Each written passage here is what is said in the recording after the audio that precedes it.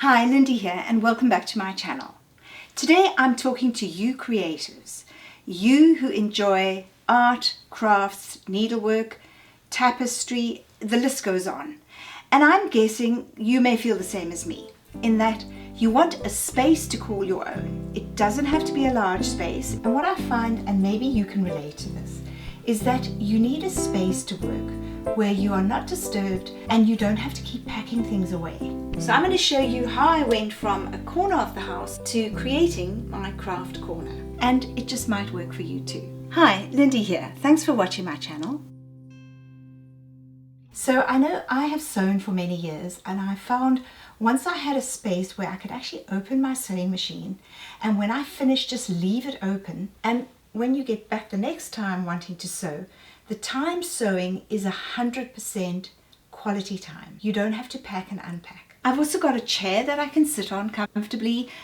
I can listen to podcasts, the radio, TV, whatever interests me, read a book, and it's just a lovely getaway space. This is actually a door which I've closed off with a pegboard, but we don't use this door. And if I do need to use it, I can always just hook it off. So what I would recommend is, if you are going to be wanting to create a space, it doesn't have to be a corner, obviously. It could be a wall. It could be a desk under a window. So you might want to go to Pinterest and get some ideas there. Have a look and see what other people have done with similar spaces. And when you look through Pinterest, you can pick out the different things which interest you and put them together in your own individual way. And then the second thing I would advise is, if you are going to purchase something, for example, like this wooden pegboard, go to the hardware store first and price what they have. Because I did look on some of the decorating sites and some of the online shopping, and I found that a small piece about a third of the size was $68, and this whole board was actually only $40. So look at your hardware stores first. And then I use 2 hooks to attach it to the wall. Be careful of wiring or anything that might interfere when you drill through to hang up the actual hook. I also made it with rope so that if I need to take the board off, I can. And now I can actually vary this. So I'm using this for my channel where I talk about crocheting and needlework. And then I was able to find all of these peg accessories. I was very fortunate to find this haberdashery cupboard, and the beauty of it is that all the shelvings are small. You don't want big boxes or long shelving, so that each of the items you're working on can be put into a separate space. The top of my cupboard is my accessories, and down here I have the different projects which I'm working on. So for example, here I have some little, they're squares that were bought for quilting, and I'm going to make them into fabric napkins. And then I've got some tapestries I haven't completed, and various other projects which I will go through with my different video channels.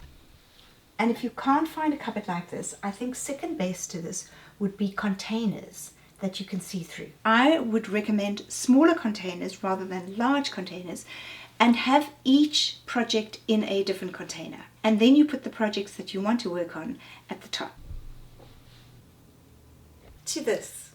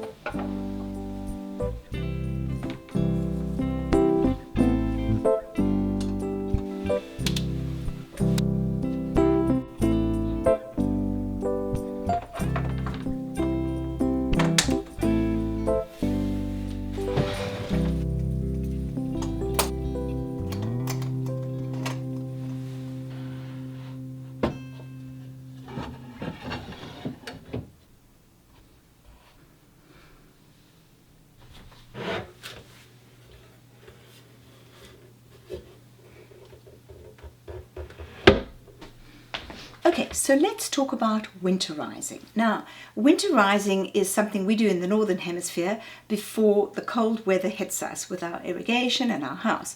And it's a good idea to start doing your craft winterizing at that time of the year as well, because crafting is a great thing to do in the winter. Basically, any time of the year is a great time to organize your crafting area. What I do is I take out all my crafting items, the things that I'm working on, the things that I'm interested in, and I put everything out on a large area. And then I divide it up into 3 sections. Yes, maybe, no. Now, the yes is going to be, yes, I want to get on with this project and I'm going to do it, and that's my intention. And then what I do is I put those different projects into my haberdashery cupboard, into my different little areas, so that they're easy to see. And then when I get the desire to work on that particular project, I can go straight to that area and I've got everything I need. And then the second section is, no, I don't want to work on this anymore. I want to give it away.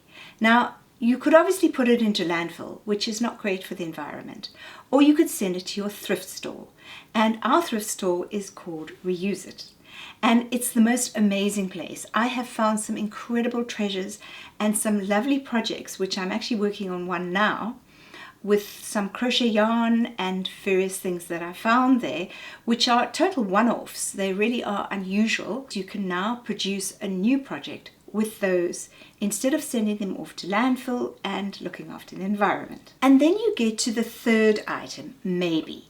Now, maybe could very often be sentimental items that maybe your mom or a close friend or family member started a project and they've left it half finished, and you've ended up with this project. You may want to just look at it and decide, is this something I'm going to do in the future? And if you say it's possible, then keep it another year or so until you winterize the next year. Those are my ways of just organizing your crafts, because very often what happens to us is we have so many crafts and we need to organize them so that we've got them clear in our mind as to which ones we want to work on and which ones we don't. Here is a newly acquired mannequin, and it has a project I'm going to be working on in the future on crochet tank tops. But just a comment on the mannequin. It's the foam one, and it's got the different levers where you can adjust for your waist, hips and chest. I have only recently purchased this, and I want to tell you, in all my years of sewing, I should have had one of these. When I made clothes for myself, had to try them on and test them and sew them and pin them on myself, and it's exhausting. So if you can find a mannequin and use it for sewing, it is an absolute breeze. It makes it so much easier. It makes it so much more enjoyable. And so what I have here now are all the items I use for my different projects. I've just completed this project, so I'm going to be sending that off to my niece soon. Quite a lot of my projects I work on are specifically for people, so once I've completed them, I send them off. My name is Lindy, and thank you so much for watching my channel. If you enjoyed this video, please be sure to hit the subscribe button, and if you have any comments, I'd love to hear from you. Take care and bye.